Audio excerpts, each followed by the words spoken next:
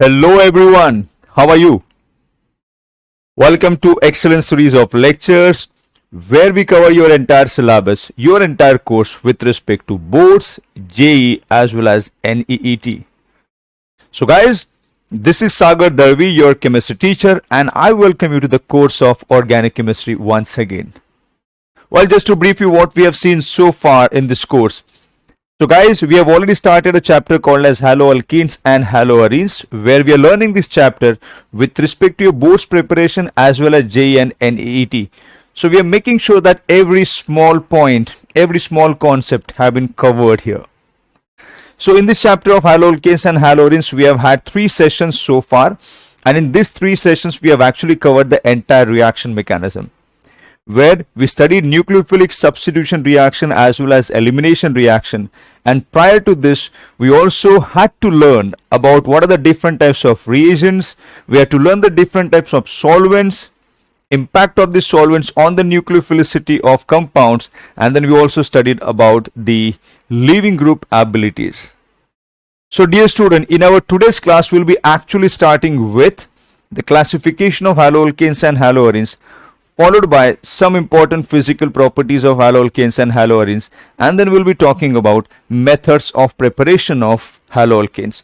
So let me show you precisely what are we going to learn in our today's class. So on your screen, you can see we'll be talking about classification of haloalkanes. Then we'll be talking about the nature of carbon-halogen bond, that is about the polarity of a bond, followed by some important physical properties, and then method of preparations. So guys, without wasting even single minute, let's get started with the first part, that is classification of haloalkanes.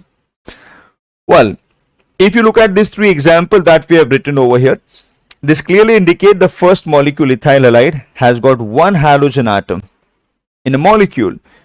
Here we have got 1,2-dihaloethane, indicates in a molecule of an alkene we have got 2 halogen atom, whereas over here we are having 3 halogen atom, which means a given alkyl halide can be classified into mono halogen derivatives of alkane and polyhalogen derivatives of alkane based on the number of halogen atom present in molecule. So if halogen derivatives of alkane contains only 1 halogen atom in it, we call it as monohalogen derivatives of alkane or simply alkyl halide.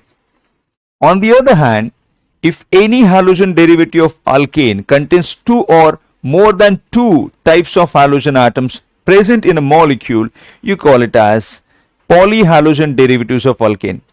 Again, the nature of halogen could be same or could be different as well. So simply, first classification is on the basis of number of halogen atoms present in the molecule, and depending upon as many number of halogens are present in the molecule, we classify them as monohalogen derivatives of alkane and polyhalogen derivatives of alkane, and that's what you can see on your screen. The same classification can also be done for the haloarenes. So the first example is halobenzene, that is 1 halogen atom present in a benzene ring. Second example is such, we can see this is ortho-dihalobenzene. So this is the derivative of benzene where 2 hydrogen atoms have been substituted by 2 halogen atoms, and similarly over here, a compound obtained by substituting 3 hydrogen atoms with 3 halogen, you'll call it as trihaloarenes. So in short, you can call this as monohaloarene, and these 2 collectively can be called as polyhaloarenes. So that was the simple classification of haloalkanes and haloarenes on the basis of number of halogen atoms present in the molecule.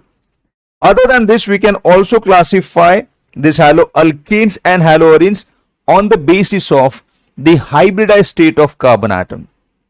So imagine if we have got a molecule where halogen atom is connected to sp3 hybridized carbon atom, then I will say such are the compounds containing CsP3x type of bonds in it. So these all molecules are going to be such where halogen atom will be connected to sp3 hybridized carbon atom. The first type of such examples are, you can have alkyl halides or you can say mono halogen derivatives of alkane. So you can see here R dash CH2X. This is R double dash connected to carbon carrying R dash containing X. Here as well there are 3 alkyl loop connected to carbon, which is in turn connected to halogen atom. Now any of this example, if you see, the hybridized state of carbon atom isn't changing. So the halogen is connected to such carbon atom which is in sp3 hybridized state everywhere, right? So all these molecules belong to a category of CsP3X containing compounds. Even this is CsP3X, even this one is the same. Now the only difference is the degree of that sp3 hybridized carbon atom is different in all these molecules. Here you will see halogen is connected to sp3 hybridized carbon, which is further connected to only one carbon. So such carbon is called as primary carbon atom. Hence such alkyl halide is called as primary alkyl halide.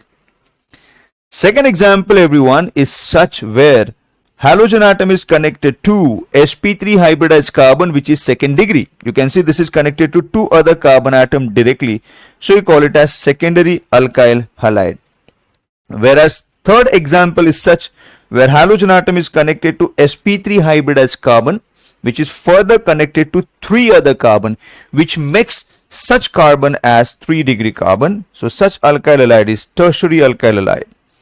This one was secondary and the first one was primary alkyl halide.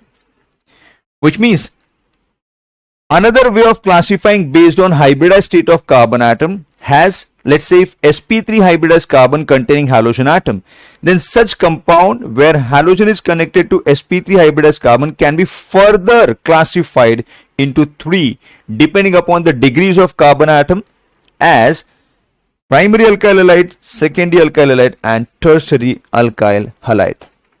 Now just like we have halogen connected to sp3 hybridized carbon as an alkyl group, we have got 2 more types. Those 2 more types are called as allyl halide and benzyl halide. So let me show you the representation of those compounds. Well, look here. Now this structure, if I have to write precisely, I'll draw it like this: CH2 double bond CH single bond CH2 connected to X. All right.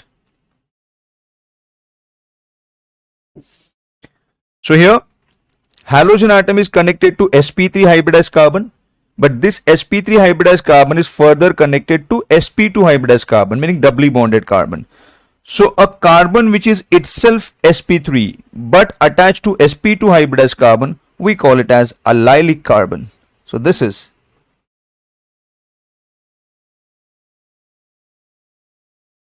allylic carbon. So such halide is known as allyl halide. Look at this example as well. Here the carbon atom to which halogen atom is connected is sp3, but it is further connected to sp2 hybridized carbon. So even this is allyl halide. The only difference between these 2 compounds is here allylic carbon is directly connected to only one carbon. So this is primary allyl halide. Whereas over here halogen atom is connected to allylic carbon atom, but that allylic carbon is further connected to 2 other carbon. So we call it as secondary allyl halide. So this is secondary allylic carbon, and hence you can call it as secondary allyl halide. But yet this is belonging to the same category where halogen is connected to sp3 hybridized carbon. Now just like this, if you find if you find halogen atom connected to sp3 hybridized carbon atom, which is further connected to sp2 hybridized carbon atom of benzene, then we call it as benzylic halides. Again, halogen is connected to sp3 hybridized carbon like in all previous cases, but that sp3 hybridized carbon is further connected to sp2 hybridized carbon atom of benzene. So we call it as benzylic carbon. So this is benzylic carbon.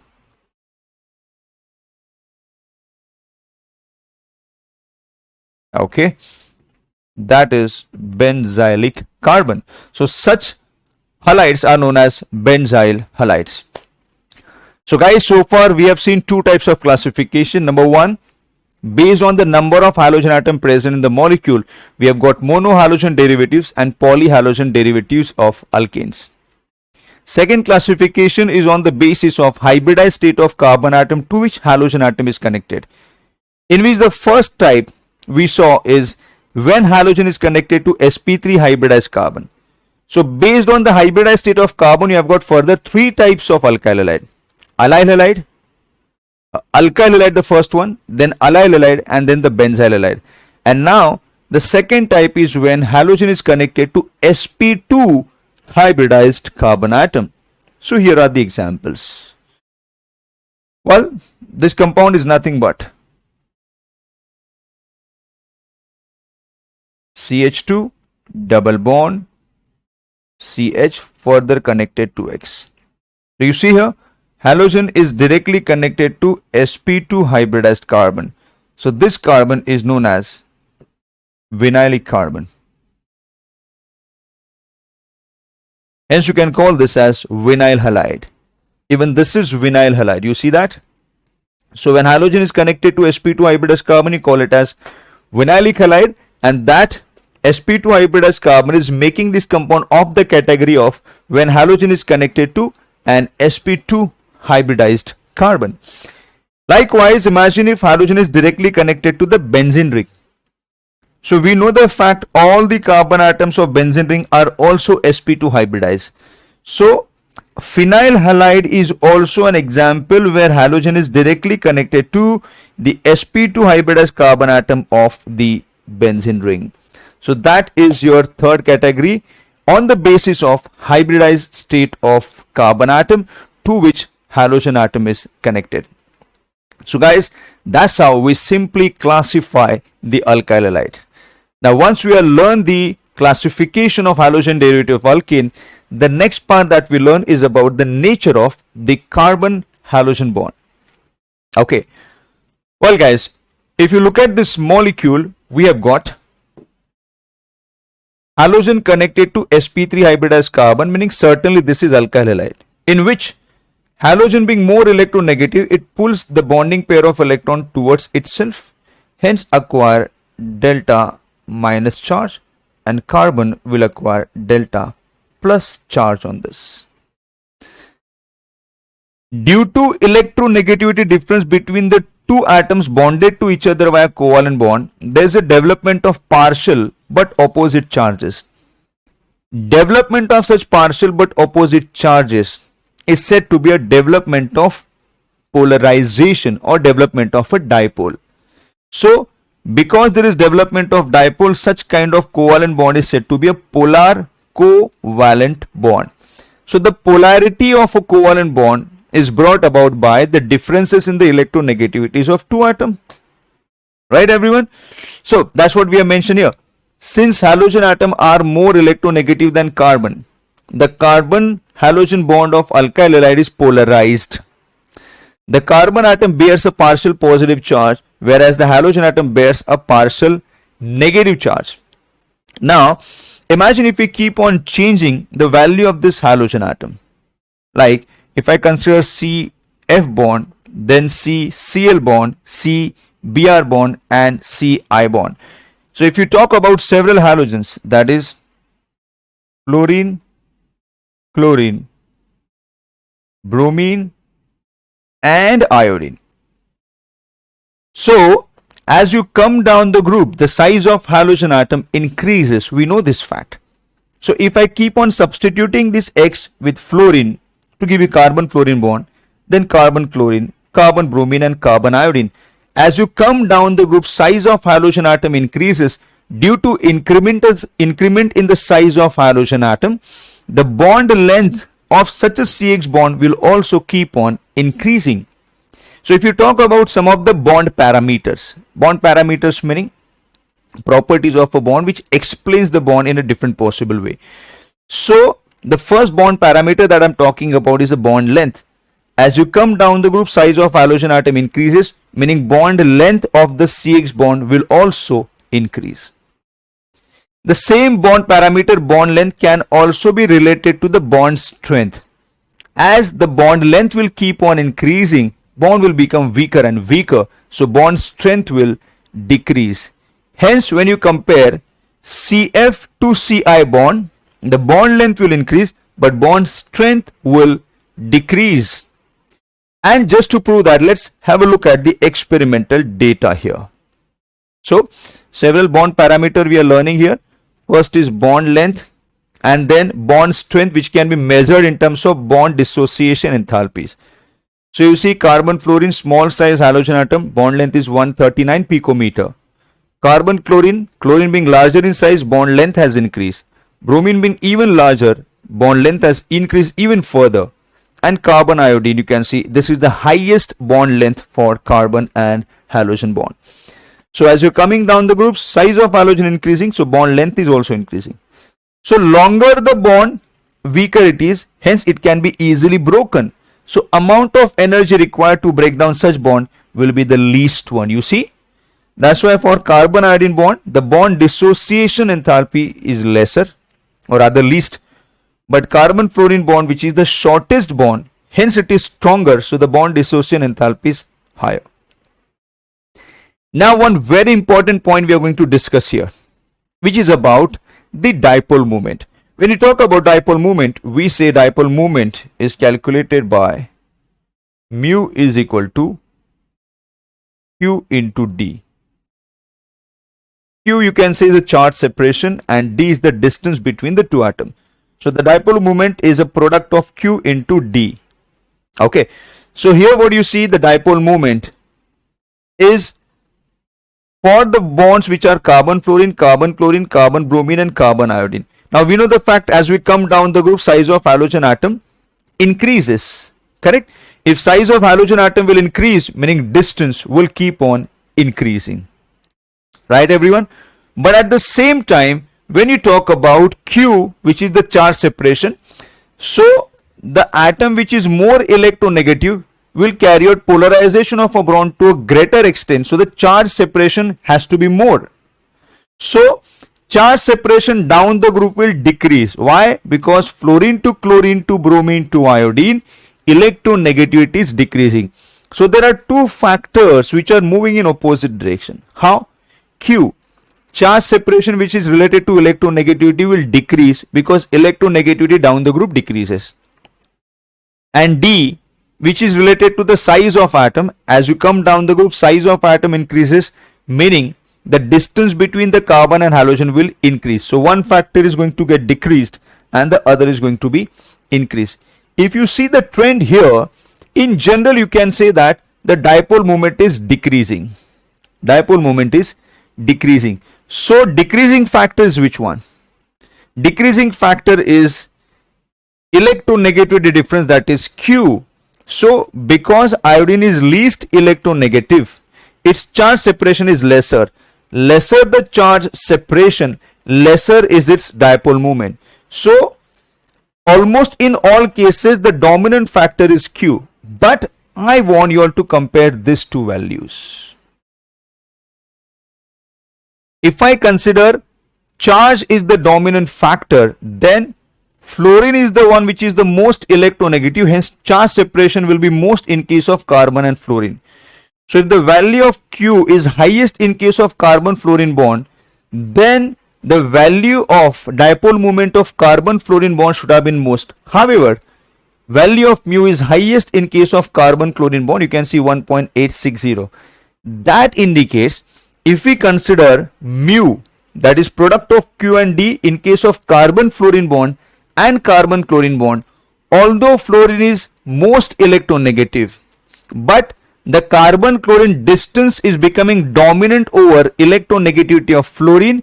Hence, due to larger value of D in case of carbon chlorine bond, the mu value, that is dipole moment of methyl chloride, is higher than that of methyl fluoride. So guys, I want you all to remember, here you can say it's a kind of deviation to the general data.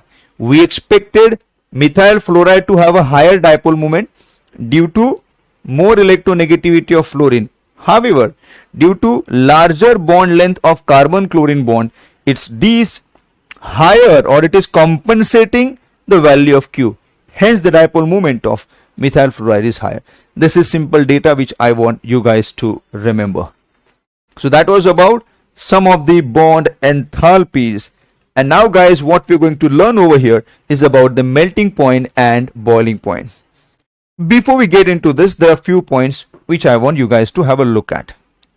Look, when we talk about a boiling point, which factors decide the boiling point of a particular compound?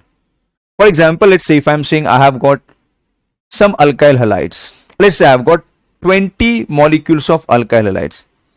So the boiling point of alkyl halide is going to be higher or lower. What decides that? Yes, intermolecular force of attraction which holds those many 20 molecules together decides the boiling point of that particular compound. Meaning, if I say those 20 molecules of alkyl halides are strongly associated with each other via intermolecular force of attraction, then I will need more energy to separate them from each other. More the energy required to break that intermolecular association, which means in other words we can say that it will have a higher boiling point. But if intermolecular force of attraction among the molecules of those 20 alkyl halide is lesser, you will need lesser temperature to separate them from each other. So the boiling point is going to be lesser in that case. So let us try and understand about the boiling points of alkyl halide. One simple thing that we talk about in general of organic compounds is the lower member of organic compounds, for that matter even in case of haloalkanes, are gases. But the higher member as in, as the number of carbon atom will increase, the molar mass of compound will also increase, right? Imagine if you're comparing methyl chloride, ethyl chloride, propyl chloride, butyl chloride. As you are moving further in a homologous series of alkyl chloride, the number of carbon atoms are increasing. As the number of carbon atom increases, we also say that the molar mass of compound is increasing. And as the molar mass of compound will increase, we say intermolecular force of attraction increases, hence boiling point increases. Because of which we say the lower member of alkyl halides are found to be in a gaseous state. But as the molar mass increases, the state changes from gas to liquid to solid. Now let us try and understand the variable cases of this kind of alkyl halides. Well guys, let's say we have let's say the first type I'm discussing here about boiling point here is I'm keeping the halogen constant. Let's say the halogen is chlorine, but I'm changing the value of alkyl group. So let's say I have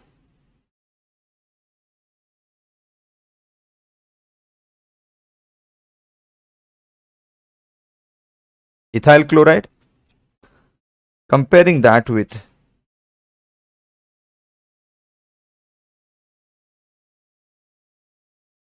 N-propyl chloride, and comparing that further with N-butyl chloride.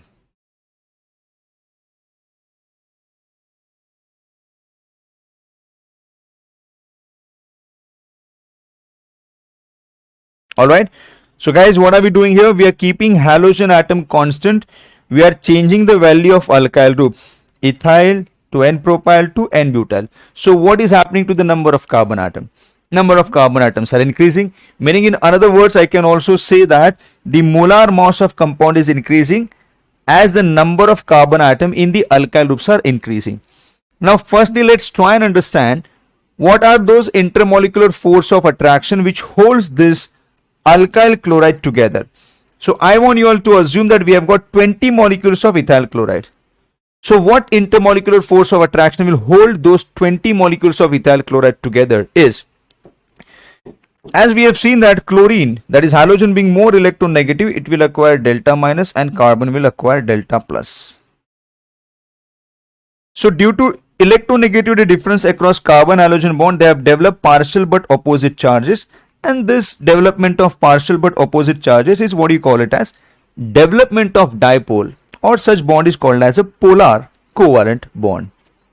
So imagine if we have got 20 such ethyl chloride, then all 20 ethyl chloride will certainly have this dipole.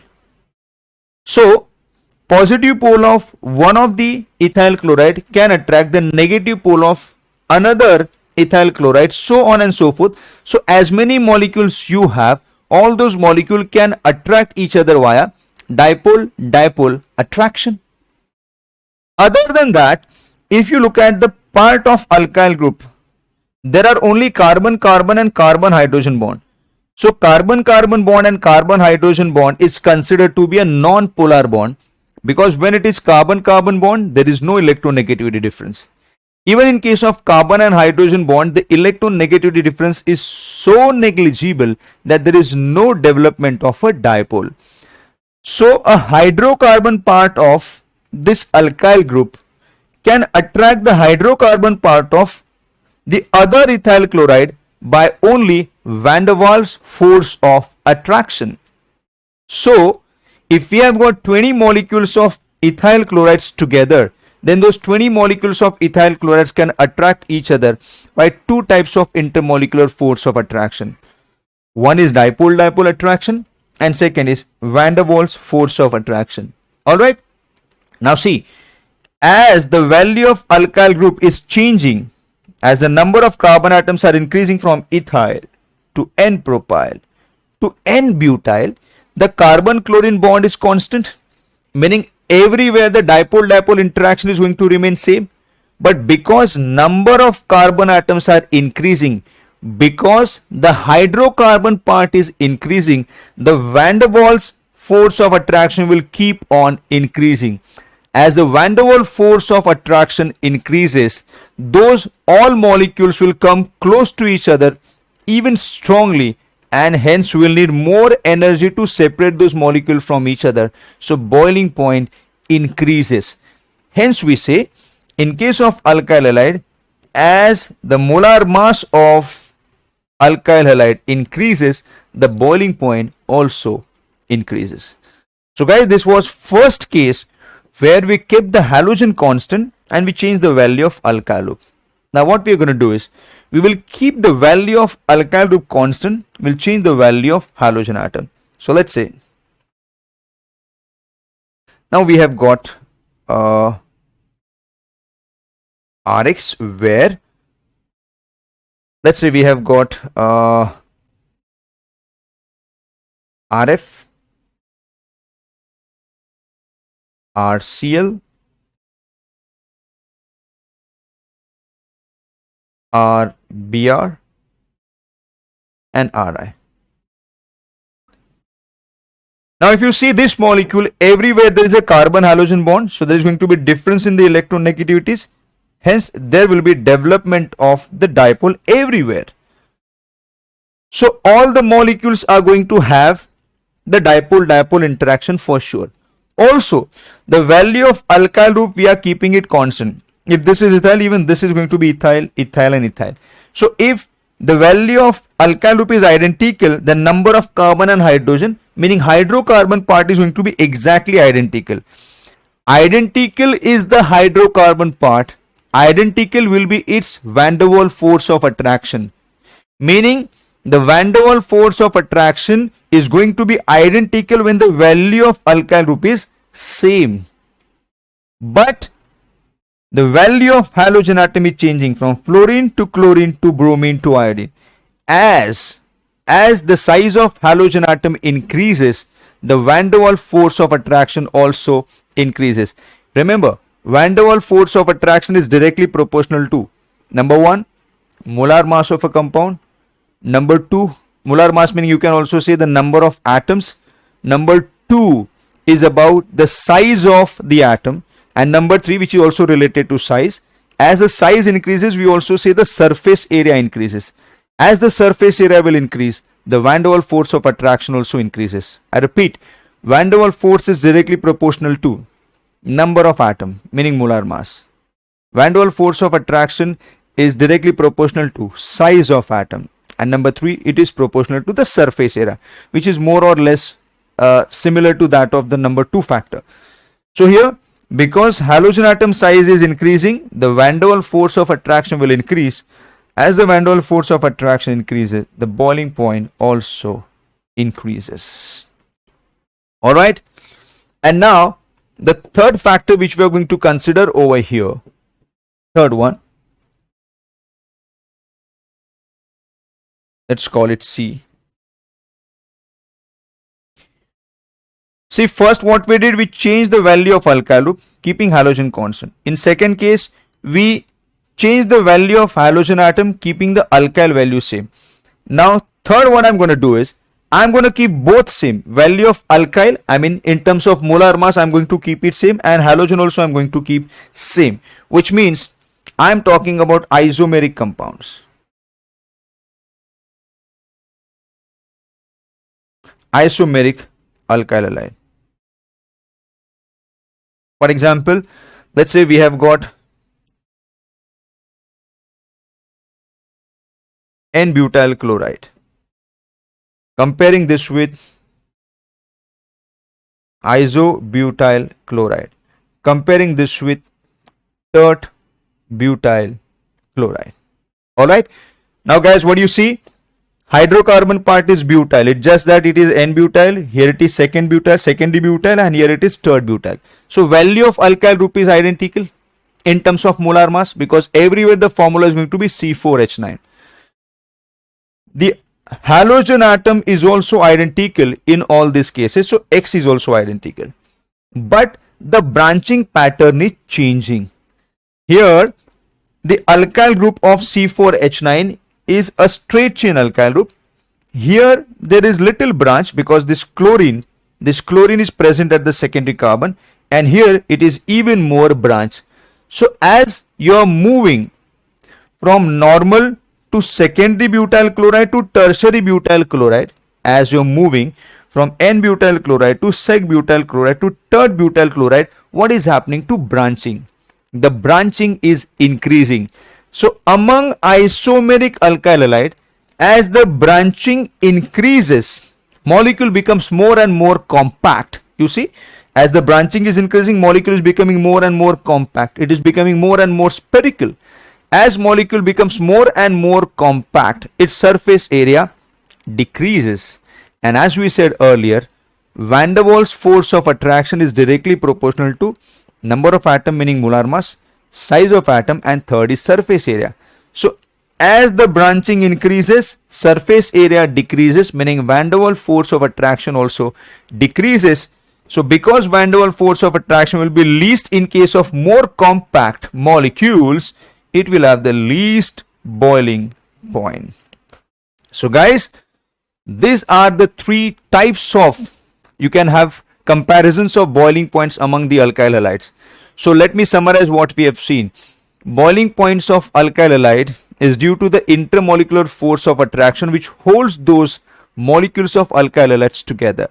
So there are two types of intermolecular forces operates among the alkyl halide molecules. One, dipole-dipole attraction due to polarization of carbon-halogen bond, and second, van der Waals force of attraction due to this hydrocarbon part. So we saw three types of cases. Keeping the halogen constant, but if the number of carbon atom in the hydrocarbon part increases, then molar mass increases, meaning van der Waals force of attraction increases and boiling point also increases. Keeping alkyl group same, if the halogen atom are changed from fluorine to iodine, size of halogen atom increases, meaning van der Waals force of attraction will again increase, and hence boiling point will increase for the same alkyl group. And among isomeric alkyl halide, as the branching increases, molecule becomes more and more compact, meaning more like spherical in shape, more compact. So the surface area will decrease. If surface area decreases, the van der Waals force of attraction also decreases. Guys, whatever we have discussed here, everything have been put here in terms of the sentences. So you can just refer this, whatever we have learned. This will help you to find out the order of boiling point, considering all the three variations that we have seen. Now let's talk about melting point and boiling point of the haloarenes as well. So you can see here, we have got ortho-dichlorobenzene or 1,2-dichlorobenzene. This is meta-dichlorobenzene or 1,3 dichlorobenzene, and this is para-dichlorobenzene, that is 1,4 dichlorobenzene. Well, when you talk about melting point, just now what we discussed was all about boiling point. So boiling point is directly related to the intermolecular force of attraction which hold those molecules together. But melting point, what kind of compounds melts? Solid compound melts. So when compound is existing in the solid form, what matters is how the molecules of that compounds are efficiently packed in its crystal structure. More strongly or effectively they are packed in its crystal structure, higher is going to be its melting point. So the close packing of molecules defines how higher or lower is going to be a melting point of compound. So what factor decides how closely the molecules are going to get packed? That factor is the symmetry of molecule. More symmetric the structure of molecule, more closely they can be packed into its structure. More closely they can be packed into its structure, the melting point of compound is going to be higher, because you'll have to supply more temperature to separate those molecules which are closely packed, which are tightly held. That's why if you see here, the para-dichlorobenzene has its highest melting point. After this, the next one is your orthodichloro, and then is the para-dichlorobenzene. Sometime you may have a direct question on this data. So remember, para-dichlorobenzene being more symmetric structure, the molecules of para-dichlorobenzene can be efficiently packed in its crystal structure, as a result of which its melting point will be highest. Whereas when you talk about boiling point, in case of orthodichlorobenzene, the boiling point is going to be higher than the rest of them. So guys, that was all about melting point and boiling point. And now the next part is about the solubility of alkyl halides. Now again, listen to me carefully. When you talk about solubility of compound, meaning suppose if I say I have got NaCl salt, this is an example of ionic compound. When you put that in water, it gets dissolved. So what exactly happens? Firstly, if we have got some compound whose solubility we are talking, so first we have to understand what is the force of attraction among those molecules themselves because of which they are associated together. Second thing, you are putting them in a water. So what is the force of attraction existing among the water molecules themselves which hold them together? So we know the fact, in case of water, it is the hydrogen bond which holds the several water molecules together. And now the compound whose solubility we are talking about, we have to understand what is the force of attraction which is holding those molecules together. Now keep that NaCl salt aside and talk about the organic compound. We are talking about alkyl halides. So guys, few minutes back, while discussing the boiling point, I told you several alkyl halides are held together by two types of force of attraction: dipole-dipole interaction and van der Waals force of attraction. So there are two types of intermolecular forces operating among the several alkyl halide molecules, and here in water there is a hydrogen bond which is keeping the water molecules intact. So when this compound is to be solubilized in water, there are two types of forces which has to be broken. Which two types of forces? Of course, alkyl halides which are associated by intermolecular forces, those has to be broken.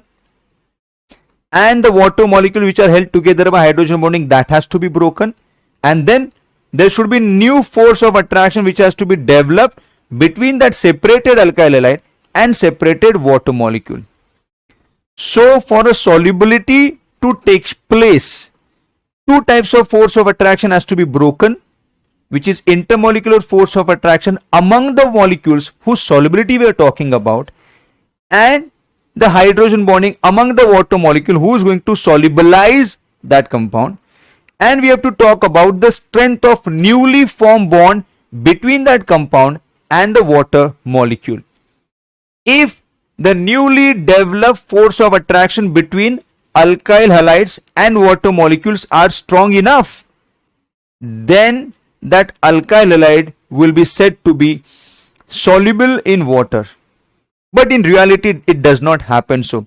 You will see alkyl halides are, you can say, to a very lesser extent, they are soluble in water. Or you can say they are partially soluble in water. Now, why it happens so? Because this third type, the newly formed force of attraction between water molecule and the alkyl chlorides are weaker force of attraction than the force of attraction which are holding the water molecules together and several alkyl halides together.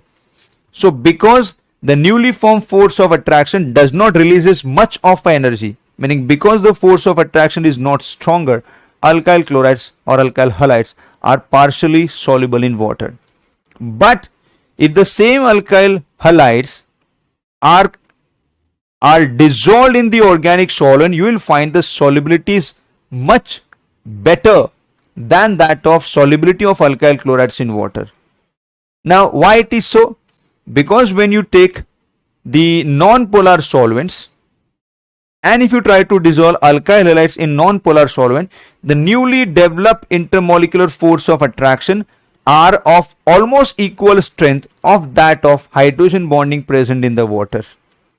And because of this force of attraction being of almost equal strength, we say that the alkyl halides are soluble in non-polar solvent. So guys, whatever I have explained, everything is right here. It's an informative part. So you can see haloalkanes are only very slightly soluble in water, because for haloalkanes to get dissolved in water, energy required to overcome the attraction among haloalkane and the hydrogen bonding is required. Lesser energy is released when new attraction, we talked about the third set of attraction, right, between water and haloalkanes. So when new attractions are set up between the haloalkanes and the water molecules, these are not as strong as original hydrogen bonds in water. As a result of which, solubility of haloalkane in water is low. But instead of water, if we consider solubility of haloalkane in organic solvent, they dissolve in organic solvent. Why? Because the newly formed intermolecular attraction between the haloalkane and whatever is that organic solvent that we have. All right, we are talking about organic solvent. All right, guys, I like to correct a bit. I use term non-polar solvent. Rather, we should be talking about the organic solvent. Water is your polar solvent. So organic solvents, organic solvent can also be polar to some extent. So rather use term organic solvent instead of using non-polar. All right.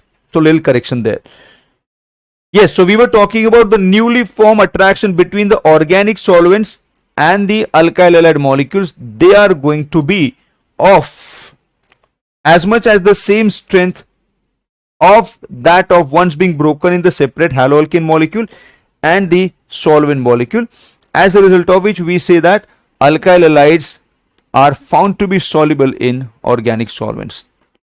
So guys, that was all about the solubilities of alkyl halide in water and in organic solvents. So everyone, what we have covered so far, let me just summarize that. We started our discussion with the classification of haloalkanes. So there were two types of classification we studied. Number one, on the basis of number of halogen atoms. So we saw monohalogen and polyhalogen. Second classification was on the basis of hybridized state of carbon to which halogen is connected. So there are two types. When halogen is connected to sp3 hybridized carbon. Second, when halogen is connected to sp2 hybridized carbon. So for sp2 we had vinyl halide and phenyl halide. Now the first one, when halogen is connected to sp3 hybridized carbon, has further three types: alkyl halide, allyl halide and benzyl halide. Once that was done, then we talked about some important properties, like we talked about the state of a compound. So lower members are gases. Then as the molar mass increases, they are found to be existing in a liquid state and then in a solid state. This is because of the intermolecular force of attraction. The intermolecular force of attraction is found to be developed due to the polarity of carbon halogen bond. So we studied some bond parameters. We talked about bond length, we talked about bond dissociation enthalpy, and then we saw that exceptional example of dipole moment of methyl fluoride and methyl chloride. Remember, methyl chloride will have a higher dipole moment than that of methyl fluoride due to longer distance of carbon chlorine bond. And then we talked about the boiling point and melting points of haloalkanes and haloarenes, and we also discussed about the solubility. So guys, with this we have done the first part of haloalkanes and haloarenes, which is about the physical properties, and now we are going to discuss about the methods of preparation of alkyl halide. So guys, a short break of just few seconds. We'll then come back with methods of preparation.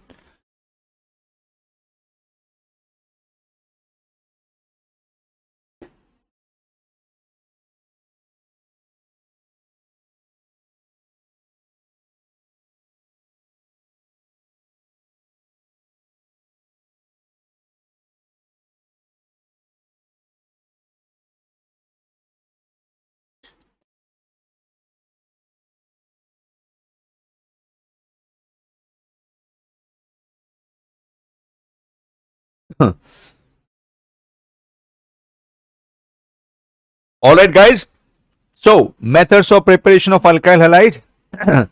The first method for the preparation of alkyl halide, where we are going to take our parent compound as an alkane. So we have to first learn how are we going to convert alkane into alkyl halides. Well, so the method by which we can prepare alkyl halide is by the free radical halogenation of an alkane. To understand this, let's take a simple reaction. Let's say we have alkane RH. This is the representation of alkane. I'm subjecting it to direct halogenation of alkane in presence of UV light. Sometime you will see on arrow h nu is written. That is nothing but energy of photon, right? E is equal to h nu. Well, so upon halogenation, as of now, I'm assuming that we are allowing it to undergo monohalogenation, meaning we are assuming that only one hydrogen is substituted by one halogen atom. So if one H is substituted by one halogen, we will be getting product as Rx, and one of the X which is left will combine with the H which has been substituted. You will be getting HX. So that's how we've got a process where alkane converted to alkyl halide. Now everyone, there are some important points that we'll have to understand first about this reaction. Okay, firstly, when you talk about alkane treated with X2 in presence of UV light giving you alkyl halide and HX, here if you talk about X2, the several halogens that we have are fluorine, chlorine, bromine and iodine, isn't it everyone? Now if you find out the order of reactivities of this halogen, you'll find that F2 is most reactive, then Cl2, then Br2 and then I2. However, although F2 is most reactive, you will never find that alkanes are directly reacted with the F2 to give you corresponding alkyl fluoride. Why it happens so? Because F2, the reactions of F2 are very fast and a violent reaction. So F2 react very fast and violent. Whereas you will see here, we also never see direct iodination is carried out, because even if you do direct iodination, you need oxidizing agent in the reaction medium to successfully carry out iodination. Why it happens so? Because iodine is least reactive, so it is found to be very slow and reversible. Very slow and reversible. So we do not prefer direct fluorination and direct iodination. Hence, whenever you see reaction of halogenation of alkane, you will always find the reactions of alkanes are represented with chlorination and bromination only. Right guys? Okay. So now that was all about chlorination and bromination. Secondly, when you talk about this chlorination and bromination, you will see the condition which is mentioned over here is UV light.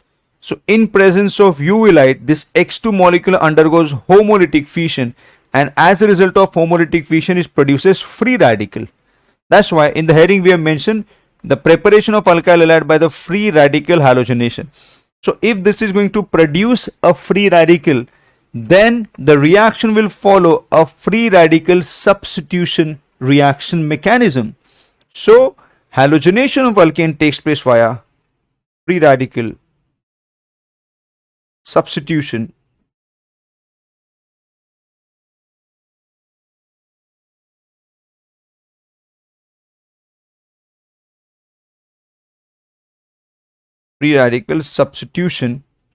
mechanism, and this free radical substitution reaction mechanism takes place in 3 steps. The first one is initiation,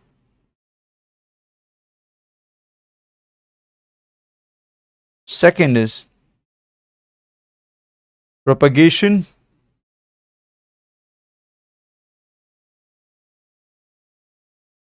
and the third one is termination.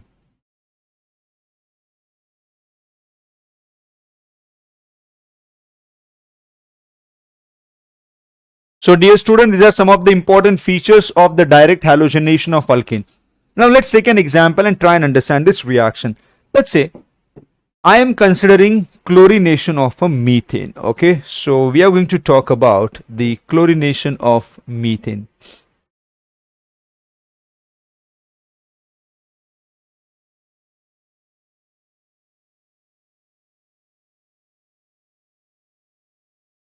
Chlorination of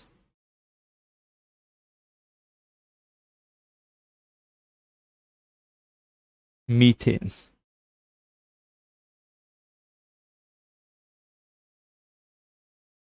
So our substrate is certainly methane. Let's say it is subjected to chlorination.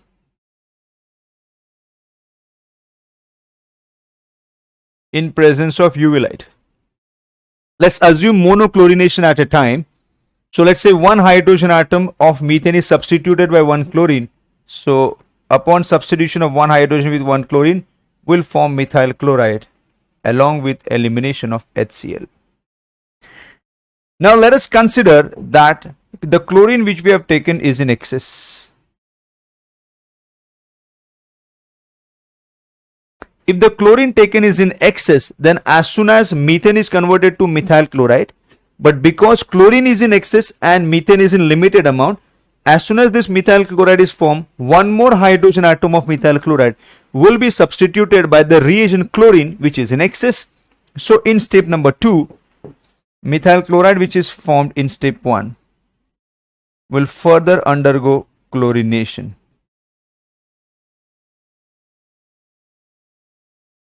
Of course, condition would remain same in presence of UV light. So chlorine radical generated with this UV light will again carry out substitution of one more hydrogen of methyl chloride, resulting in the formation of dichloromethane, and of course with elimination of HCl. Alright everyone.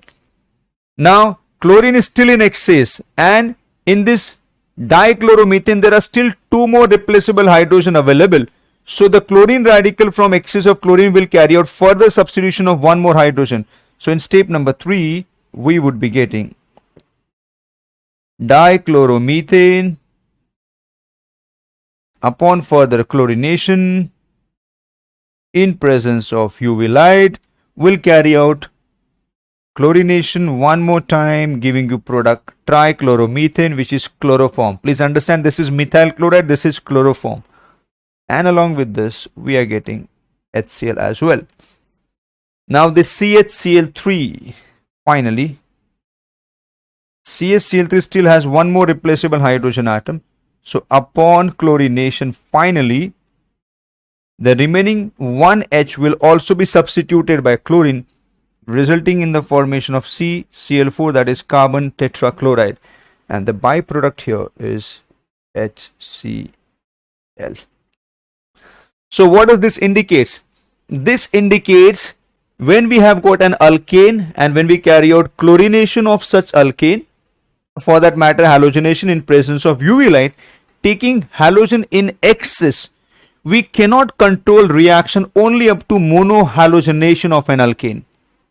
Because reagent is in excess and the reagent in presence of UV light is going to produce free radicals, which are a very active species, they will keep on substituting as many replaceable hydrogen atoms the substrate has. Hence, in the step 1, one hydrogen got substituted by chlorine. In a subsequent step, one more hydrogen of methyl chloride got substituted to give you dichloromethane. Similarly, we got trichloro and tetrachloromethane. So the major product obtained of this reaction is going to be CCl4, that is polychlorinated product. The idea is, whenever we carry out halogenation of alkane by taking excess of halogenating agent, it is very difficult to control the reaction up to monohalogenation level. We are always going to get our major product as polyhalogenated product. So then question arises, what if we want mono substituted or monohalogenated product as a major product? Is there any way by which we can get it?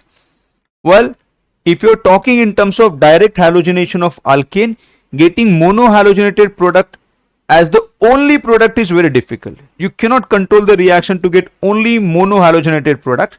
You will get di, tri and polyhalogenated product. But we can control the reaction to such an extent where monohalogenated product can be obtained in relatively major amount as compared to rest of the polyhalogenated product. Yes, we can do that. And how do we do that? We just have to do the reverse reaction, reverse as in terms of proportion. Here we took alkane limited amount, halogenating reagent in excess of amount, and we got polyhalogenated product. If we do, or if we take alkane in excess, reagent in limited amount, then we will get monohalogenated product as the major product and the polyhalogenated are going to be a minor product. Remember everyone, if you take alkane in excess and limited amount of halogenating agent, we are going to get monohalogenated product as the major product and rest all will be obtained as a minor product. Alright, so do remember that.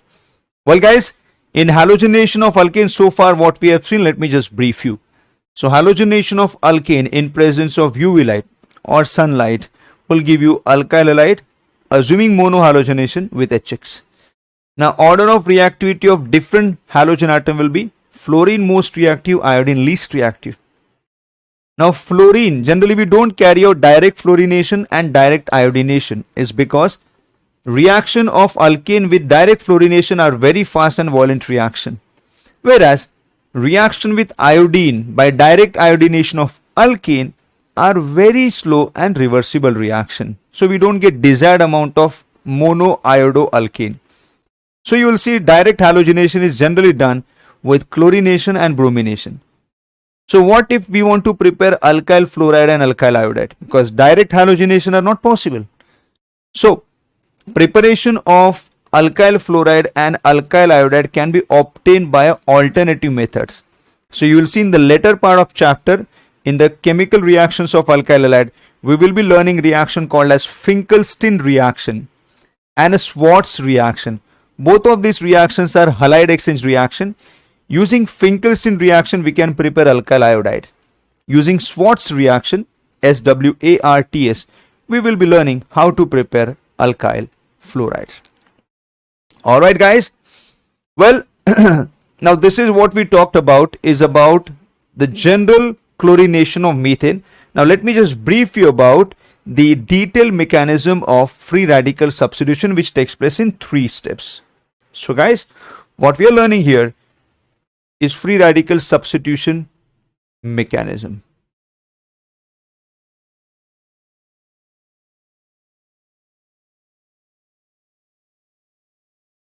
Free radical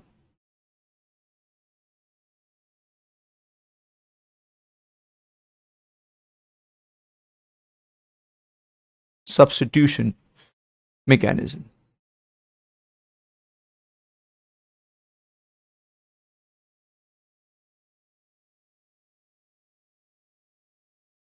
So as we saw, free radical substitution mechanism takes place in 3 steps. The first one,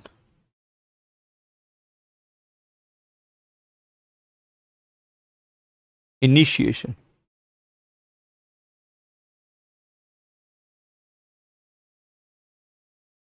So what happens in initiation is, we have got chlorine,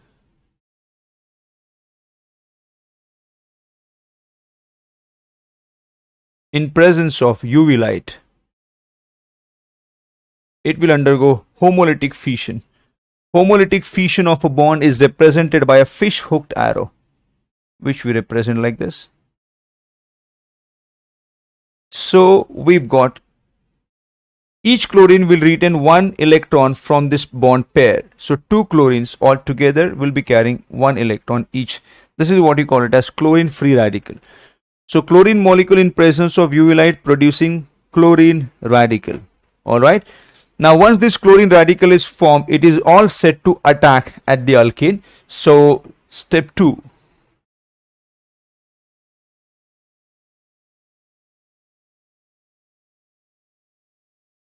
Is propagation.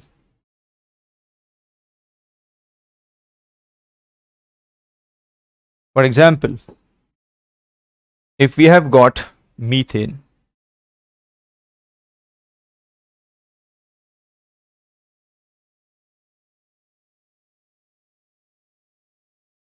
and the chlorine radical which is formed in step number 1 will be called as initiator. This is the one who will initiate the reaction now. Now we also know the fact that existing radical can also carry out homolytic fission of the bond. So this existing radical will carry out homolytic fission of this carbon hydrogen bond. So we will be getting H radical and CH3 radical. The H radical which is formed will now combine with Cl radical to give you byproduct HCl, and we'll be getting methyl free radical. So here we have got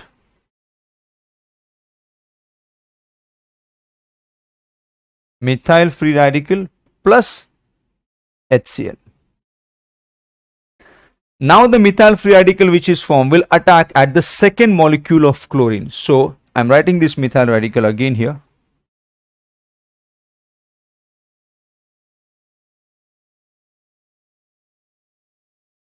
This will now attack at chlorine-chlorine bond, and because again this is a free radical, and as we said in earlier case, existing free radical has a tendency to carry out homolytic fission. So even this is the free radical which will carry out homolytic fission of chlorine-chlorine bond. So that's homolytic fission. You will be getting chlorine radical and chlorine radical. One of the chlorine radical will combine with this methyl radical, resulting in the formation of methyl chloride.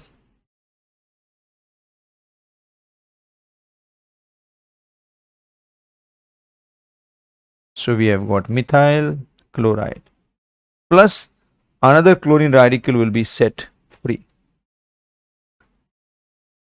So you see, the chlorine radical which was generated in step 1 acted like initiator which carried out substitution of one hydrogen atom with one chlorine. Now because chlorine radical is in excess, again you will have some more chlorine radical which will abstract one of the H radical from here. So you will be getting CH2Cl dot, that is CH2Cl free radical, which will then attack at another chlorine, and you will be getting CH2Cl2, likewise CHCl3, likewise CCl4. So this will further undergo chlorination. So you'll be getting CH2Cl2 and so on. I'm writing and so on. And so on meaning, just like one hydrogen atom of methane is substituted by chlorine, similarly remaining 3 hydrogen will also keep on substituting to finally give you so and so on to produce. I write on that as well. And so on to produce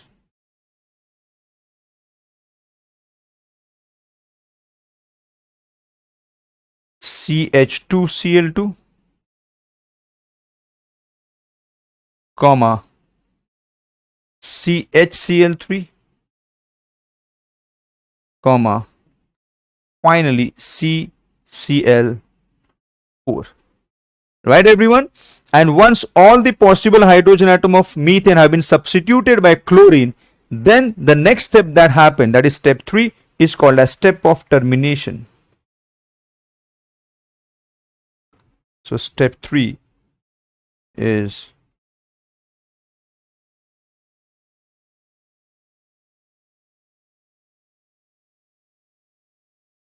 termination. So what happens in termination?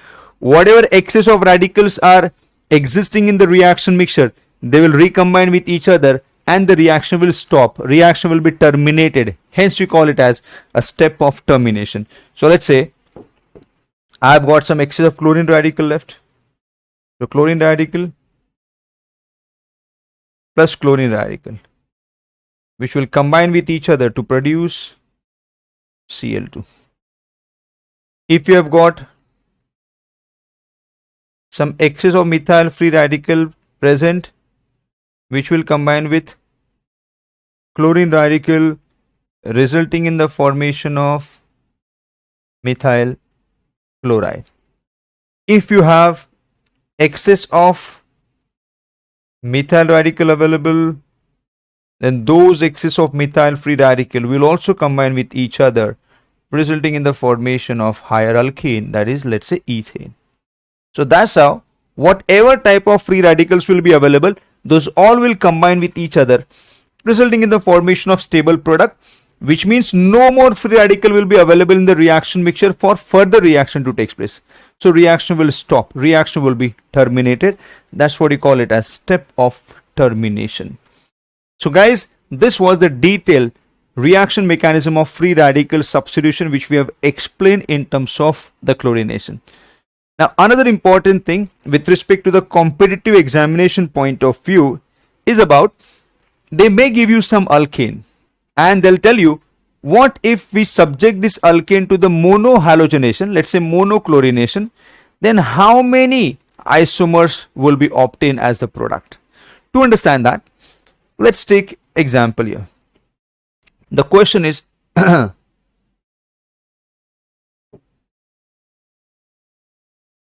how many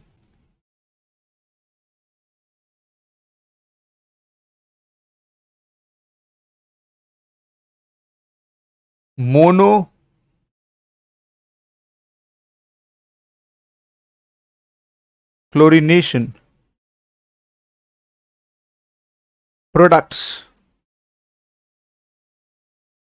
rather write an isomer. How many monochlorination isomers can be obtained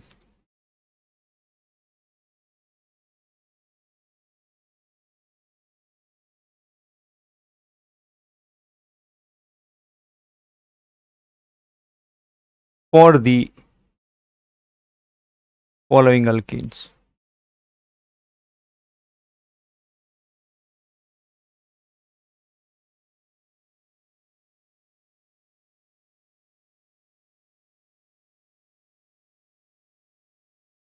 Okay, question is how many monochlorination isomers can be monochlorinated, or you can say monochlorination isomers can be obtained for the following alkenes.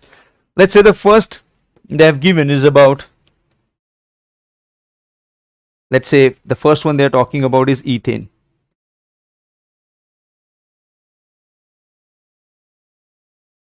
Since they are talking about chlorination, I'll assume I'm reacting it with chlorine.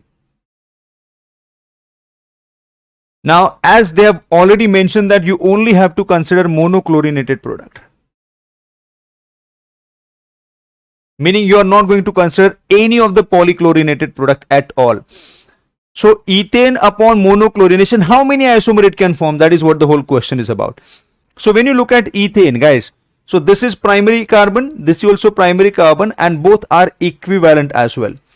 Now what does primary carbon and equivalent means? Equivalent meaning when the connectivity of those two or more than two carbon atom, as many carbon you are comparing. So if the connectivities of those carbon is identical, then you say that those carbons are equivalent. Now we already know that the degree of carbon, meaning because this carbon is connected to one carbon directly, this is primary carbon, even this is primary carbon, and both are equivalents as well. Equivalent meaning if you will say this carbon is connected to 3 hydrogen atom and the fourth bond is connected to the methyl group, which is primary carbon. This carbon itself is also having 3 valencies satisfied by hydrogen, 4th valency satisfied by the methyl group. So the connectivity of these two carbon is identical. So such carbons are said to be equivalent carbon. Meaning whether I do chlorination at this carbon or whether I do chlorination at this carbon, the product is going to remain same.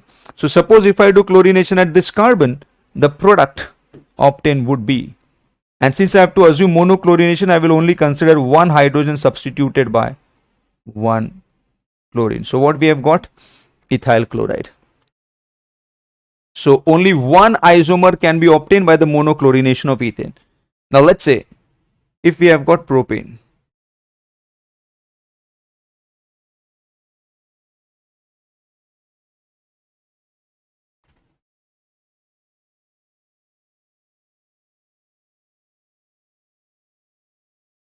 And you're carrying out chlorination here. Okay.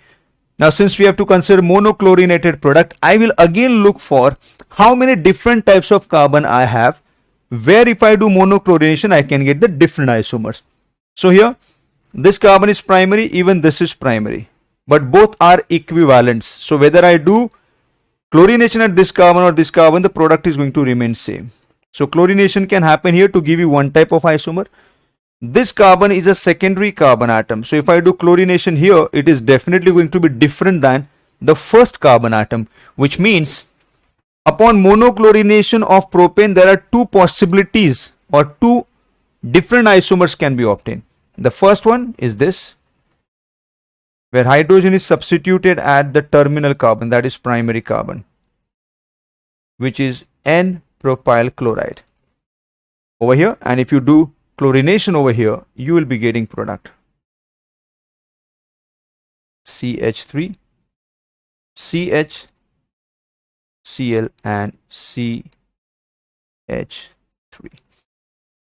Alright guys, now when you're writing a particular product, these two products certainly are structural isomer of each other. This is 1-chloropropane, this is 2-chloropropane. So they are positional isomer of each other.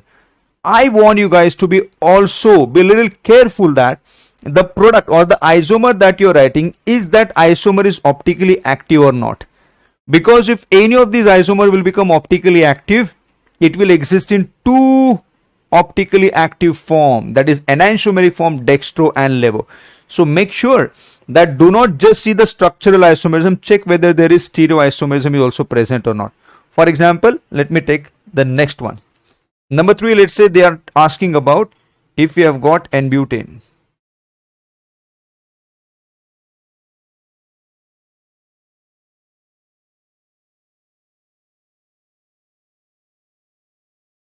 And we are subjecting it to process of chlorination. So to find out how many isomers can be obtained, I'll first look for the different types of carbon. So I can see this is primary carbon, even this is primary carbon, and both are equivalent. So whether you do monochlorination here or here, the product is going to remain same. This is your secondary carbon, even this is secondary carbon. You can see connectivity of both carbon is identical. So whether you do chlorination here or here, it is going to be the one and the same thing, but this chlorinated product is going to be different than this. So as of now, structurally, how many structural isomers IC we can get? 1-chlorobutane and 2-chlorobutane. Let me just write them down. CH3, CH2, CH2 and CH2Cl. This is first product. The second isomer that we are getting is by chlorination at carbon number 2. So CH3, CH2, and now at this carbon, if I am doing chlorination, we got 2-chlorobutane. Now let's have a look at this isomer.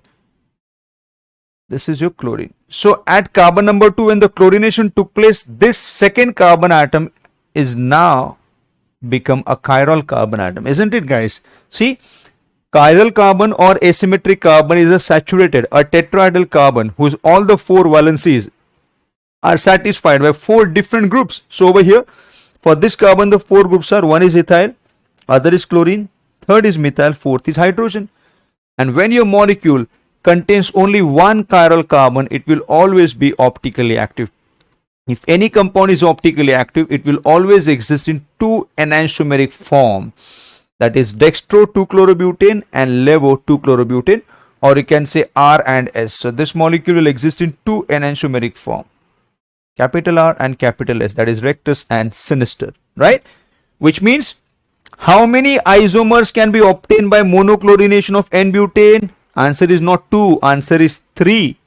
Because 1 is 1-chlorobutane and 2-chlorobutane being optically active will exist in two enantiomeric forms. So 2 isomer here, that is R 2-chlorobutane and S 2-chlorobutane, or you can say small d 2-chlorobutane and small l 2-chlorobutane, and this is the third one.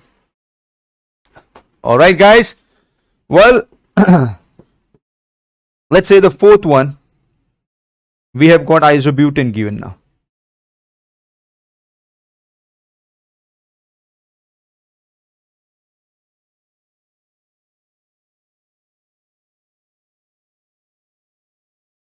And we are carrying out chlorination. How many isomers can be obtained? Of course, all reactions are in presence of UV light. So we'll see this is primary carbon, even this is primary carbon, and even this is primary carbon, and all are equivalent. So you do chlorination at any of this carbon, you're going to get one and the same product. But this is your tertiary carbon atom, so chlorination here is going to be a different product. So chlorination at primary carbon will result in the formation of isobutyl chloride.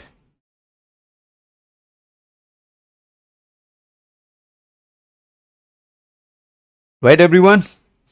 And chlorination at the tertiary carbon will result in the formation of tert butyl chloride.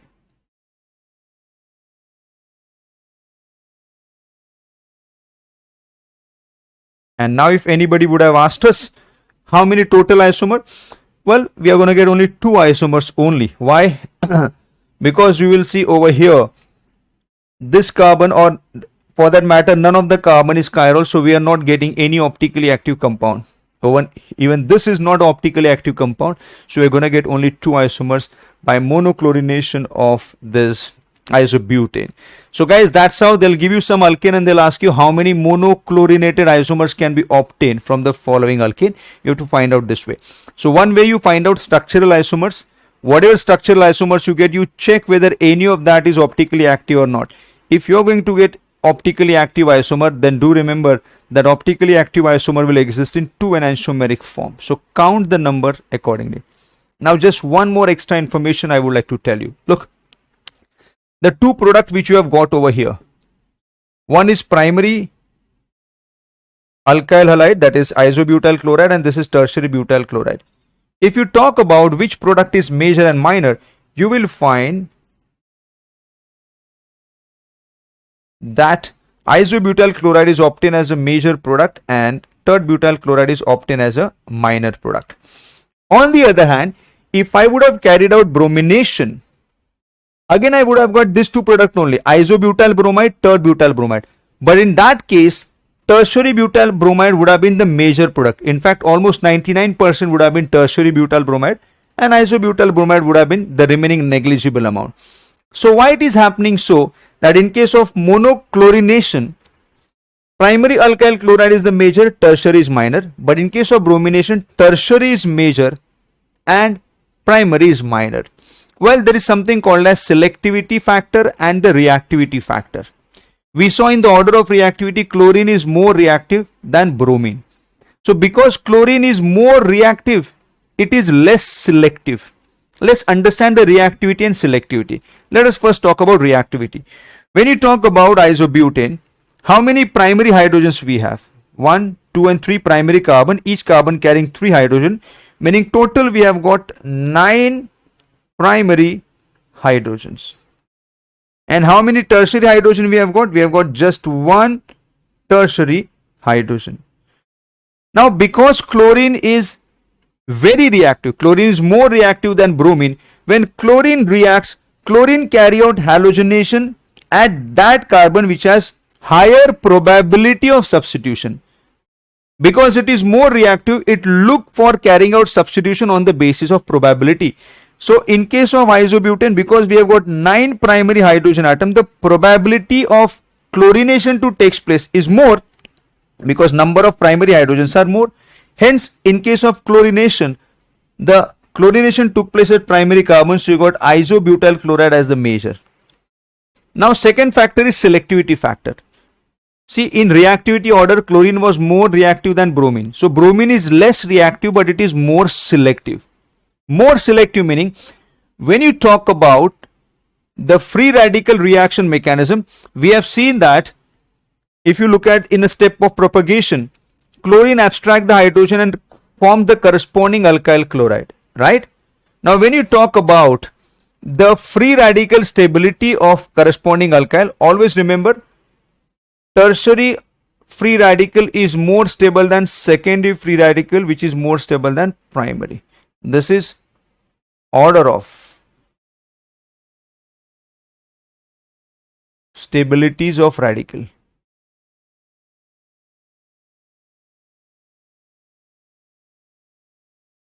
Of alkyl free radical. Alkyl free radical.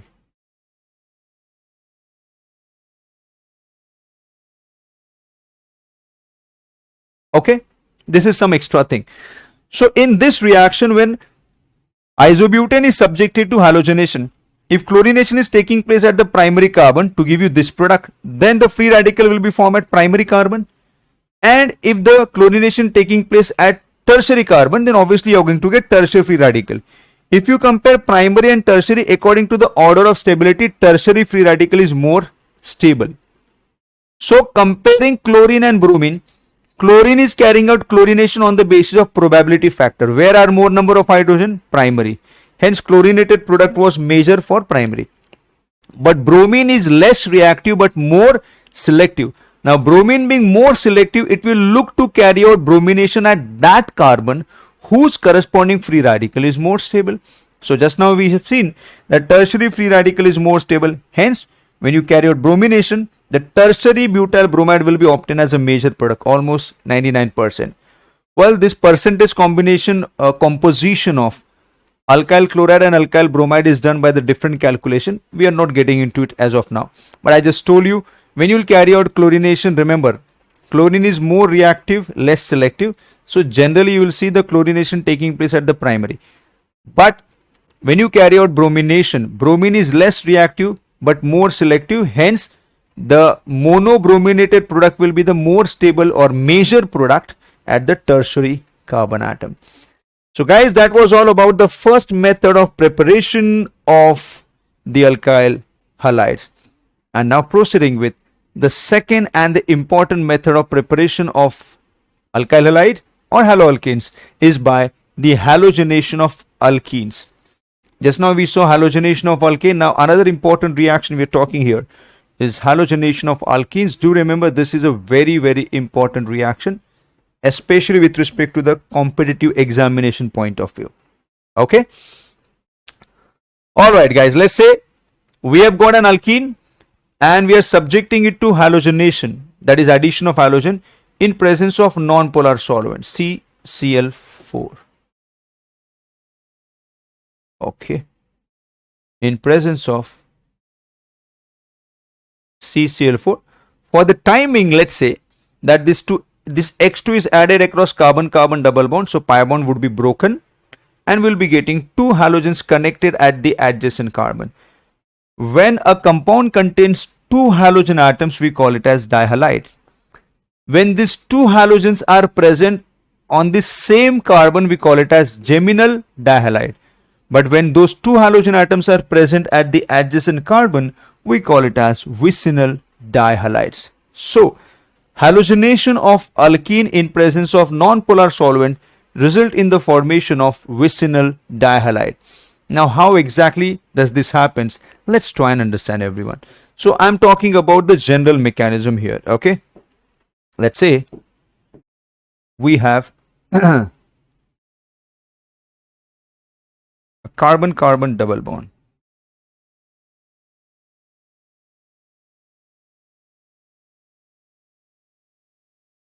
And we are carrying out halogenation of this. So let's say we're carrying out bromination.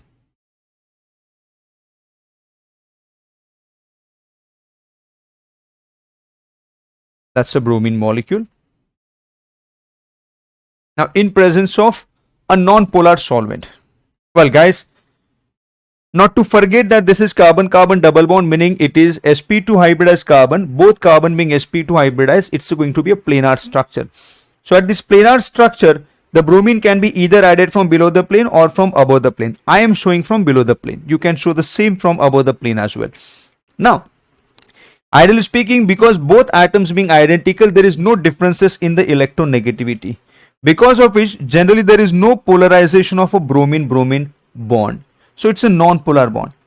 However, as we know the fact, no bond is 100% covalent, no bond is 100% ionic. Some ionic compound has some covalent character, and even covalent compound has found to be having some ionic character. Now, from where does that ionic character comes? In case of bromine-bromine bond, there exists something called as instantaneous dipole moment, meaning whatever electron pair is present between the two bromine atoms, because electrons are continuously moving, that electron pair will never be perfectly symmetrically distributed between the two atoms. Those electron pair for some instant could be towards any one of the two bromine, as a result of which they develop partial but opposite charges. So let's say momentarily, that is instantaneous dipole have been generated. The moment this become delta plus, this is electrophilic, and because alkenes are pi bonded nucleophile, meaning through their pi bond they can act like a nucleophile, they will immediately attack at this deficient carbon. So let's say the pi bond have been broken towards one of the carbon. So this carbon became rich, which attacked at the deficient carbon. Simultaneously, other Br left in the form of Br minus. Because this pi bond is being broken here, this carbon is become deficient. So the electron pair of bromine will attack at this deficient carbon. So this bromine has been added across carbon-carbon double bond from below the plane, because of which we will be getting a cyclic bromonium ion, which can be represented like this. Now look, because bromine is attacked from below the plane, this two bond will flip little up, which I have shown like this. And now we have got bromine here. Now this electron is lost towards this bromine, new bond formed here, and this one of the lone pair has shared, so only two lone pair left here.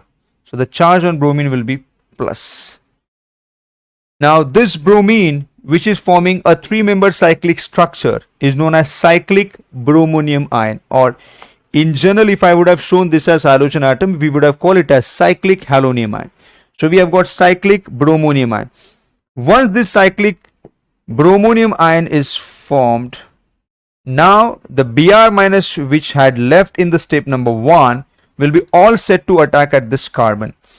So the attack of Br minus at this carbon takes place from the side which is opposite to this bromonium ion. So Br can attack at this carbon from above the plane, either at this carbon or at this carbon. But because attack is taking place from the opposite side, the most important point to be noted, this is known as anti-attack. So we call this as anti-attack. Now see, if attack takes place at this carbon, let's call it as path A. If attack takes place at this carbon, I'll call it as path B. So if path A attack will take place, bromide ion will attack from above the plane, and this bond would be broken. So the product obtained can be represented like this.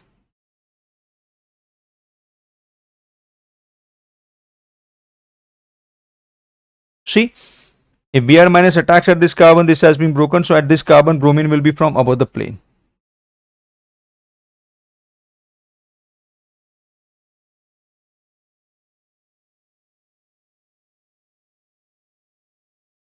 This bond is broken. This is Br and two more bonds. All right. If Br minus is attacking via path B, this was path A, and via path B, the bromide will be attacking at carbon number 2 from above the plane, so this bond will break. So we will be getting, here there is a Br attacking from above the plane, remaining two bonds. This bond is being broken, so this Br will be down here. And there are two remaining bonds. So that's how you are getting two vicinal dibromide. Now, what is the relation between these two vicinal dibromide? Whether they are enantiomers or whether they are meso compound, we can simply identify this by converting them into Fischer's projection and check what is the relation between these two. But what is going to be the exact relation between these two depends upon the starting compound. What kind of alkene it is. See, you will generally find in JEE the questions would be asked on the basis of stereochemistries of product.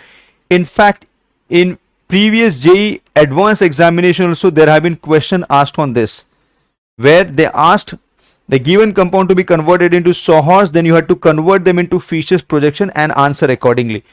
So whatever alkene is given to you, upon bromination in presence of non-polar solvent, you are going to get vicinal dihalide. But whatever vicinal dihalide you get, you also need to find out the relation between those two vicinal dihalides. Why are we getting two vicinal dihalides? Because once the cyclic halonium ion is formed, the attack of Br minus ion from the anti side has two equally probable paths to produce the two types of vicinal dihalide. So we need to find out a relation between those two compounds. So let's take one example. Now see, they're asking us, find out the products of addition of bromine to cis-2-butene in presence of, let's say, non-polar solvent CCl4. Now we know precisely the stereochemistry of starting compound, that is cis-2-butene. So two methyls are on the same side of carbon-carbon double bond, and we are adding bromine. Like we studied earlier, due to instantaneous dipole moment, let's say this is delta minus, this bromine has delta plus. As soon as delta plus will be developed, pi bond will immediately attack at that carbon and the other Br will leave. As soon as this electron rich carbon is attacking here, this carbon will become deficient because pi bond has lost or moved away from that carbon. So the deficient carbon will be immediately attacked by the lone pair of bromine. So Br minus has left, which is now ready to attack in the step 2. You can see, since bromine has added from below the plane, these two bonds will flip little up, as you can see over here, and we got formation of cyclic bromonium ion. Now the cyclic bromonium ions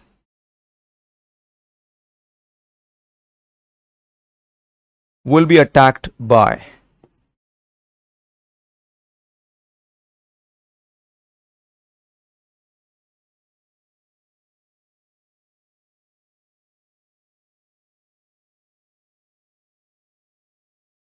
cyclic bromonium ions will be attacked by Br minus from opposite side. So there are two possible ways. Either this can attack at this carbon, so this pi bond, this sigma bond would be broken. I'll call it as path A. Or Br minus can attack at this carbon, so this bond would be broken. You'll call it as path B. So let's say one of the product will be via path B, other product will be via path A, let's say.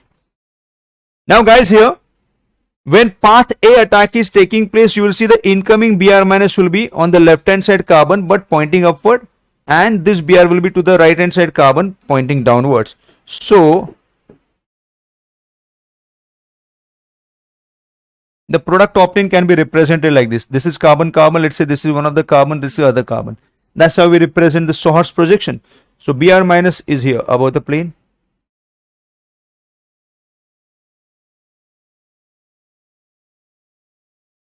Remaining two bonds are.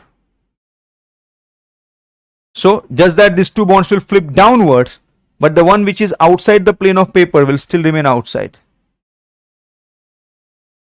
Hydrogen will be inside the plane of paper. And at second carbon, bromine will be pointing downward.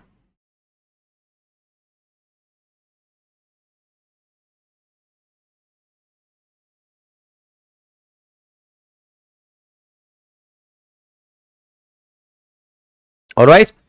Via path B attack, the incoming Br will be at carbon number 2.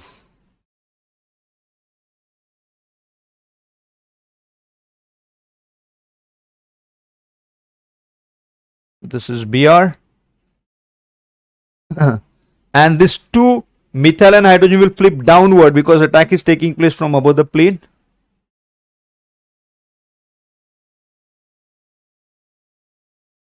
So we have got CH3 and hydrogen.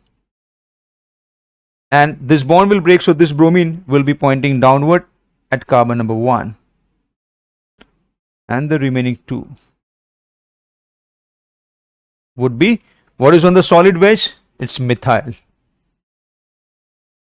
And what's on the hatch or the dashed line is the hydrogen atom.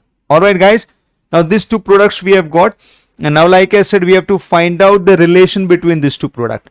So to find out the relation between these two products, I'll have to convert this molecule first into a Fischer's projection, because comparing the structure in the Fischer's projection is always easier. So what we eventually want is that these two to be converted into Fischer's projection. To convert them into Fischer's projection, I will have to first bring these two into such kind of Sahor's projection from where conversion into Fischer's is easier. So how do we do that? Let me show you that first. Okay, so let's say I want to convert this 2 into this type.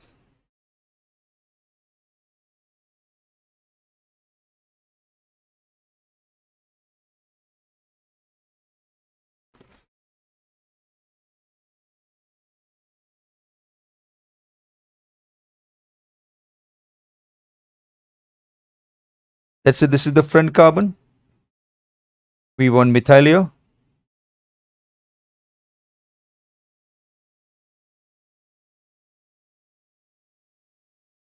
And methyl here.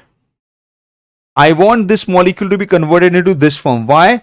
Because this form can be considered into Fischer's projection in a simplified manner. Like this. So if you consider this as the front carbon and this as the rear carbon. Okay. So let's say this is the front carbon and this is the rear carbon. So at front carbon, whatever you have here, that is methyl, and at the rear carbon, even this is methyl. I'll explain that to you once we are done with the substitution of other atom as well. Okay. Similarly, the second molecule that we have got here, I want it to be in this form.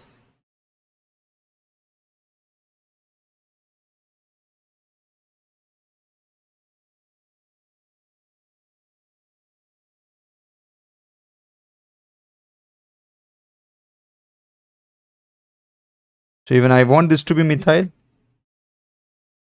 and this also to be methyl, so that I can easily convert this into a Fischer projection like this. Okay.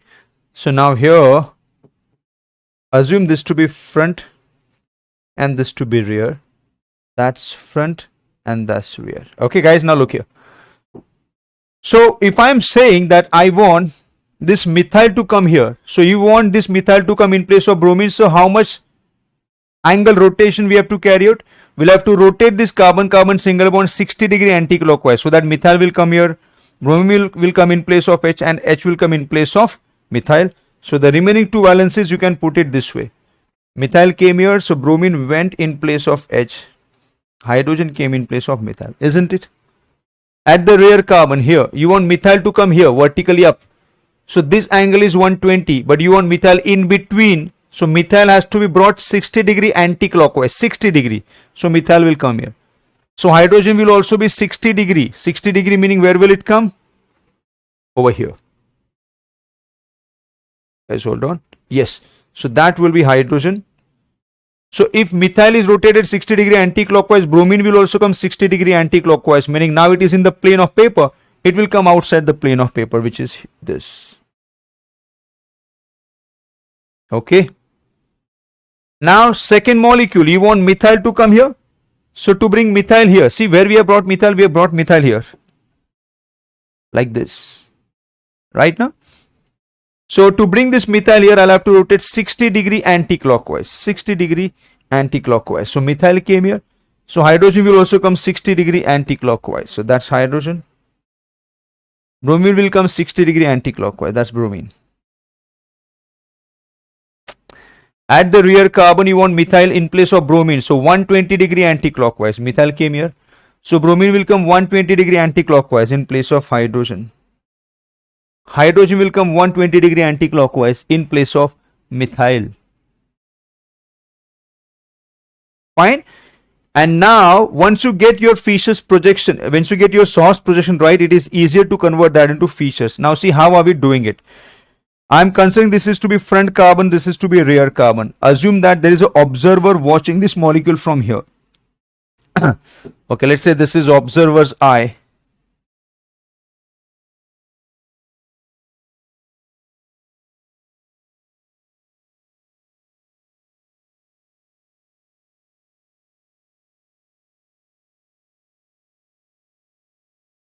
So this is an observer watching this molecule from here. So this is the first carbon he will see. So it's a front carbon, that is the rear carbon. So whenever you are converting Sohor's into Fisher's, let's say if this is the front carbon, always put the group which are to the right and which are to the left. If I'm observing it from here, H will be to the right of mine, Br will be to the left. So at the front carbon, H is to the right and Br is to the left of mine. At the rear carbon, Br is to the right, H is to the left. Br is to the right, H is to the left. And then the remaining is methyl. So, converting source into Fisher's, always look for the group which are to the right and the left, and the remainder is methyl. So, right, left, and the remainder is methyl. At the rear, right, left, remainder is methyl, which is this. Similarly here, at the front carbon, bromine is to the right, H is to the left. So, bromine is to the right, H is to the left. So, the remaining, which is methyl, will be this. At the rear carbon, what is to the right? H. What is to the left? Br. To the right, we have got H. To the left, we have got Br. The remainder is your methyl. So basically, bromination of cis to butene in presence of CCl4, which has followed anti-addition. This is an important feature. Resulted in the formation of these two products, which I converted them into Sohor's. Now I want to find out relation between these two. Guys, look at this carbon. This is a chiral carbon atom. All four valency are different. Even this is a chiral carbon atom. Compound has two chiral carbon atom, but yet there is no plane of symmetry, meaning this compound is asymmetric. This compound is chiral. This compound is optically active. Similarly, if you look at this carbon, this is a chiral, even this is chiral carbon. So even this is optically active compound. If you try to write down IUPAC name, what will you call it? 1, 2, 3, 4. 2,3 dibromobutane. How about this? 2,3 dibromobutane. Both are optically active compounds or optically active isomer of the same compound. And if you see these two are related to each other as a mirror image. Even if you consider mirror here, or take it to the right here. Imagine that there is a mirror over here. So these two are going to be related to each other as a mirror image. So such two optically active isomer of the same compound, which are mirror images of each other, they are called as pair of enantiomers. And because this pair of enantiomer is obtained in equal proportion. Why? Because this attack of Br via path A and path B was equally probable. So the two products obtained were in equal proportion. So two enantiomers in equal proportion gives you a product called as the racemic mixture. So guys, the starting compound we had was a specific stereoisomer. It was cis-to-butene. And the product which we have obtained is also a particular stereoisomer.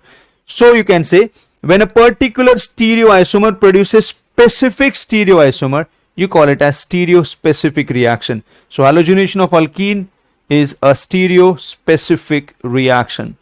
Well, now question arises, so what if we have to find out the stereochemistry of this product? Is it this whole process that we have to keep on doing all the time? Well, to understand in the first place, you'll have to do it this way. But there are tricks using which you can find out the product directly. How? Let me share that. Look, everyone, cis to butene gave you racemic mixture.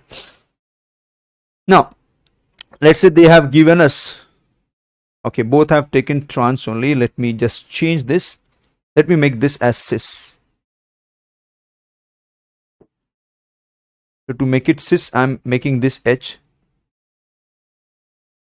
And this I'm making phenyl.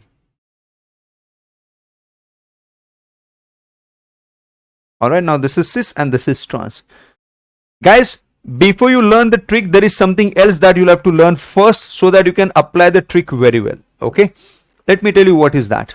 Look, whenever you see that there is term we are going to use as cis or syn or same side, call it plus. Okay, understand it first. If you see the stereochemistry of the compound is trans or anti or opposite side, call it minus. All right, everyone, remember this. Cis syn same side is plus, trans anti opposite side is minus. Now basic mathematics we know, plus plus is plus, minus minus is also plus, plus minus or minus plus is going to be minus, right? If you get your answer to be plus, you will say same side. If you get your answer to be minus, you will say opposite side. What I'm trying to say, let's see the example. Well, we have got starting compound as trans whatever alkene is. You're carrying out addition of chlorine. Okay. Now we know the fact from the reaction mechanism we studied, when we add chlorine across carbon-carbon double bond, the two chlorine get added to this carbon, unsaturated compound becomes saturated. So the product which I am going to get will be a product in the Fischer's progression can be represented like this. So first, second, third, fourth, let's say these are the groups. So the first group we have got is phenyl. Second is this carbon. Third is this carbon. And fourth again we have got is phenyl itself. Okay. Now the two chlorine which you are adding are going to get added to second and third carbon, meaning over here. Now look. If you look at the stereochemistry of starting compound is trans. Trans meaning minus. Addition of chlorine, just like we added bromine, we are adding chlorine in presence of CCl4. We know the fact addition of chlorine to carbon-carbon double bond is what type of addition? It is an anti-addition. If it is anti, this is also minus. So minus minus, the answer in the product is going to be plus. Plus meaning same side. I told you, whenever you will get answer as plus, you will say same side. What does that plus same side meaning?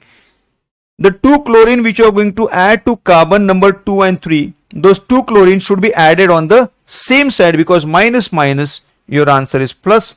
So the two newly added chlorine should be added on the same side of the Fischer's projection. Hence, I am putting both the chlorine on the right hand side. Again, you have got choice. You can either put both the chlorine to the right or both the chlorine to the left. So because you can put both the chlorine to the left as well, which means I have got one more possible structure. So that's phenyl and phenyl.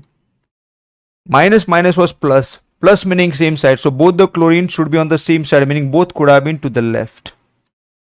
And the remaining valencies, of course, were the two hydrogen atom. I'm putting them. See, we got our answer like within a minute. Now if you see here, this compound has a carbon which is chiral. Carbon number 3 is also chiral. So there are two chiral carbon. Here also we have got two chiral carbon. But other than being two chiral carbon atom, you will see there is a mirror plane of symmetry. Yes, Such compound having two chiral carbon and mirror plane of symmetry are the compounds which we call them as meso compound. So both are one and the same thing. Even this is 2,3-dichloro, whatever compound is. Even this is 2,3-dichloro and the remaining compound. So such two isomers are one and the same compound having two chiral carbon but mirror plane of symmetry. So you call it as a meso compound. Right, everyone? Now let's try the trick one more time here for this compound. Now we have got cis. Cis meaning plus. Okay.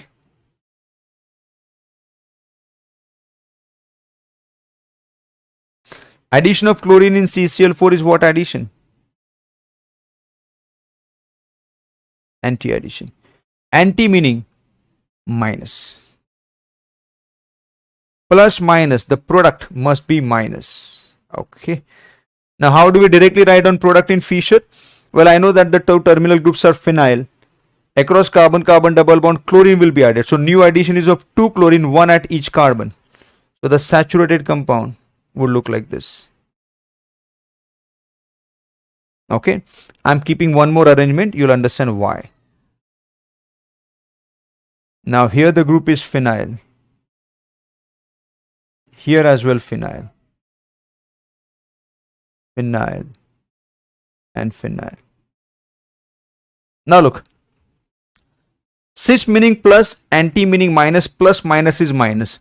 Minus meaning the two newly added groups should go opposite side. Which are the two new groups we are adding? We are adding 2 chlorine. So they should go on opposite side in the Fischer. Meaning at carbon number 2, if I am putting chlorine to the right, at carbon number 3, chlorine should go to the left. And the remaining atoms are what? Hydrogen atoms. Now when I said 2 chlorine should be on the opposite side, at second carbon I put it to the right, at the third I have put it to the left. I would have done it this way also. At carbon number 2 I could put chlorine to the left, and at 3 I can put it to the right. And the remaining is hydrogen atom. So now if you want to find out relation here, guys, you can say this is the carbon which is chiral, even this is chiral. There is no mirror plane of symmetry, optically active. Even this carbon is chiral and a chiral here. No plane of symmetry meaning optically active. So these two are optically active isomer of the same compound which are related to each other as a mirror images. When such two optically active isomer compounds or isomer of the same compounds are obtained which are mirror images of each other, we call them as enantiomers. And these two enantiomers will be obtained in equal amount. Hence I will say equimolar mixture of pair of enantiomer is nothing but